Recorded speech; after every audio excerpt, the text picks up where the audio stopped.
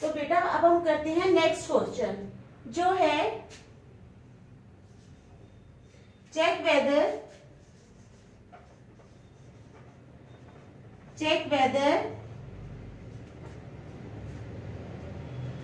6n can end with the digit 0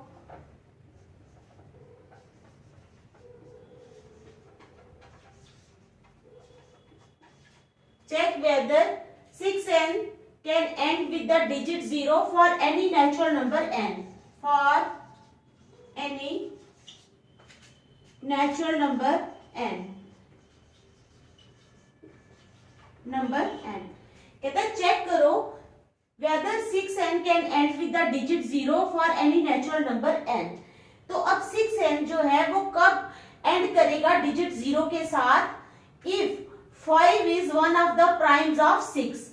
अगर 5 जो है वो 6 का प्राइम फैक्टर होगा तो हम लिखेंगे, सॉल्यूशन आ जाएगा हमारा 6n can end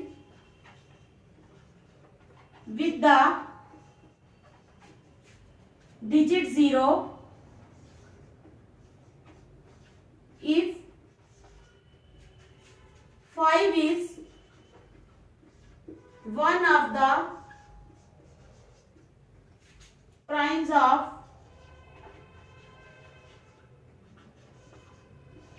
6.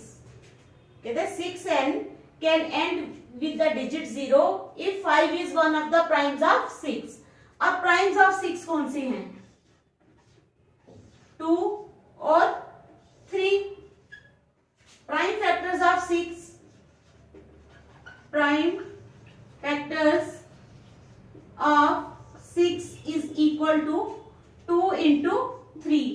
तो क्या 6 के प्राइम फैक्टर्स में 5 आता है? नहीं ना आ रहा, तो क्या होगा?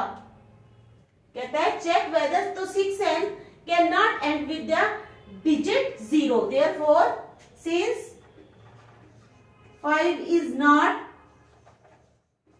one of the primes of 6, one of the primes of 6, therefore 6n cannot end with the digit 0, with the digit 0. ध्यान से देखो, कहते हैं check whether 6n can end with the digit 0 for any natural number n. 6n can end with the digit 0 if 5 is one of the primes of 6. लेकिन जब हमने 6 के primes निकाले तो वो हमारे पास 2 और 3 आए, तो 5 तो है ही नहीं 6 के प्राइम्स में. तो since 5 is not one of the primes of 6, therefore 6n can not and with the digit 0. ध्यान से देख लो,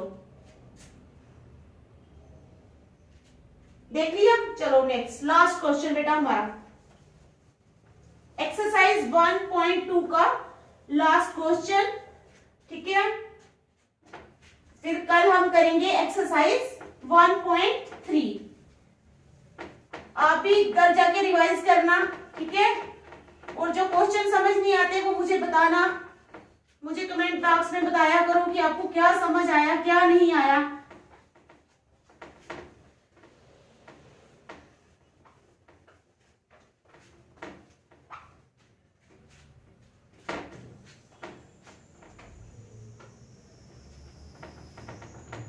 आज 1.2 एक्सरसाइज जो है ये हम फिनिश कर देंगे, फिर कल हम करेंगे एक्सरसाइज 1.3 बेटा. तो चलो नेक्स्ट क्वेश्चन लिखते हैं. एक्सप्लेन वाई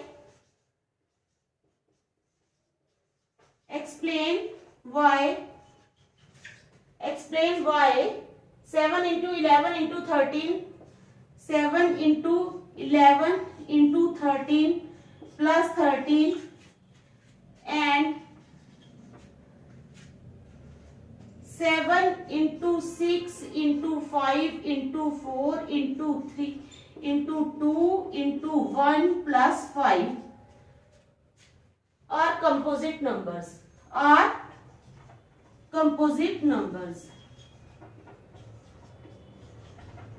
कहते हैं एक्सप्लेन करो कि 7 into 11 into 13 plus 13 and 7 into 6 into 5 into 4 into 3 into 2 into 1 plus 5 are composite number.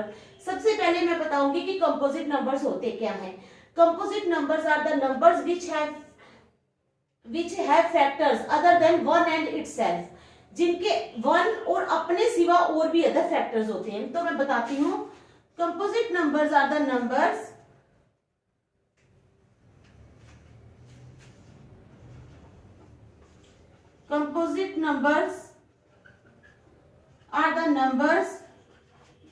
are the numbers which have factors other than. Composite numbers are the numbers which have factors other than one and itself. Now let us take the expression.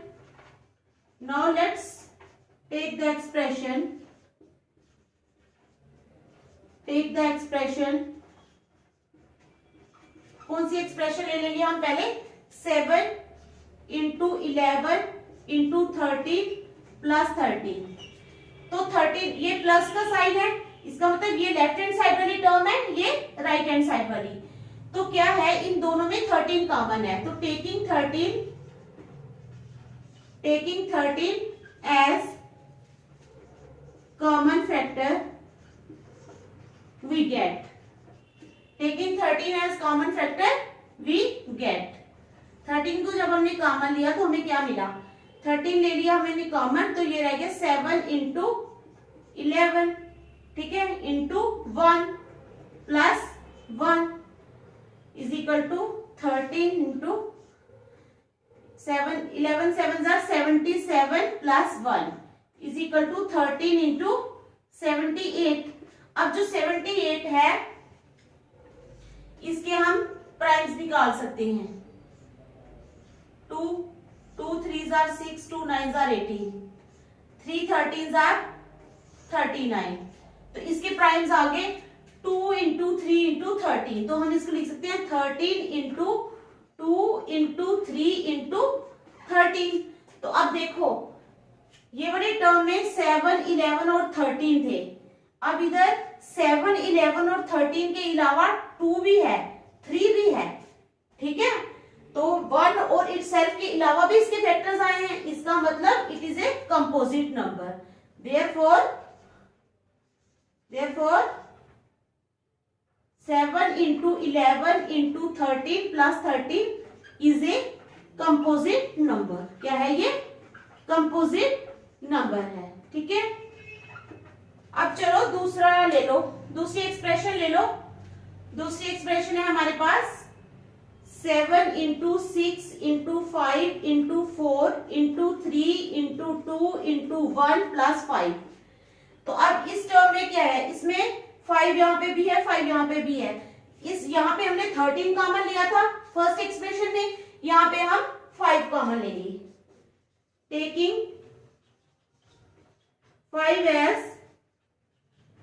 Common factor we get. जब हमने 5 ले लिया यहां से common तो हमारे पास आ गया 7 into 6 into 5 की जगह 1 आ गया, into 4 into 3 into 2 into 1 plus 5 की जगह 1 plus 1. तो इन सबको हमने करना है अब मल्टीप्लाई, ठीक है. 7 6 are 42, 42 7 6 are 42, 42 into 12.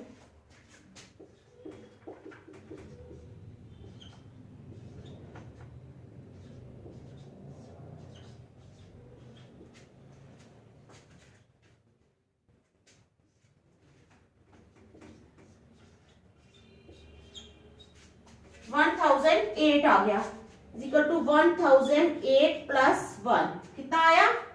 1008 plus 1. 5 into 1008 plus 1 is equal to 5 into 1009. तो आ गया ना. यहाँ पे है कोई 1009? नहीं ना है. तो इसका 1 और इटसेल्फ के अलावा भी प्राइम फैक्टर्स आए हैं, तो देयरफॉर ये नंबर भी जो है ये हमारा कंपोजिट नंबर है। यहाँ पे आप लिख लेंगे hence 7 into 6 into 5 into 4 into 3 into 2 into 1 plus 5 is also a composite number। ठीक है, आ गई समझ आपको बेटा? तो ये थी हमारी एक्सरसाइज 1.2 जो आज कंप्लीट हो गई है। तो कल हम करेंगे एक्सरसाइज 1.3। ठीक है, तो अगर आपको मेरा पढ़ाने का स्टाइल पसंद आया होगा तो प्लीज मुझे लाइक सब्सक्राइब जरूर करें और कमेंट्स में बताएं कि आपको क्या अच्छा लगा, ताकि मैं उन कमेंट्स को पढ़ के आपको और ज्यादा अच्छे तरीके से समझाने की कोशिश करूं जो आप चाहते हो। Thank you.